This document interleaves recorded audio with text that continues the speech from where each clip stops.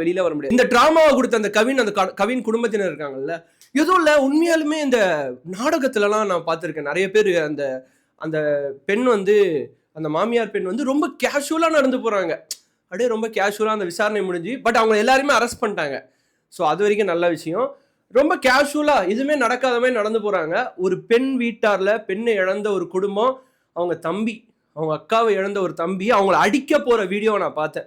ஏன்னா அந்த இடத்துல ஒரு தம்பிங்க, ஒரு தம்பியா அவனுக்கு எல்லா ரைட்ஸும் இருக்கு. ரைட்ஸ் இருக்குன்றதை தாண்டி அந்த உணர்ச்சி, ஒரு அக்காவை இழந்திருக்கும், அதுவும் வந்து எதுவுமே இல்லாம, இல்ல வந்து கஷ்டப்பட்டுட்டு சாப்பாட்டுக்கே இல்லாம நம்ம இழக்கிறதுன்றது வேற விஷயம். ஓகேங்களா? அது கம்ப்ளீட்டா வேற ஜர்னல்ல போயிடும். ஏன்னா அவங்க கேட்கவே முடியாது, நிறைய பேர் கேட்கவே வரமாட்டாங்க அப்படின்னு. நம்ம கிட்ட எல்லாமே இருக்கு. அன்பு இருக்கு, பணம் இருக்கு, சரியா, எல்லாமே இருக்கு, படிப்பு இருக்கு.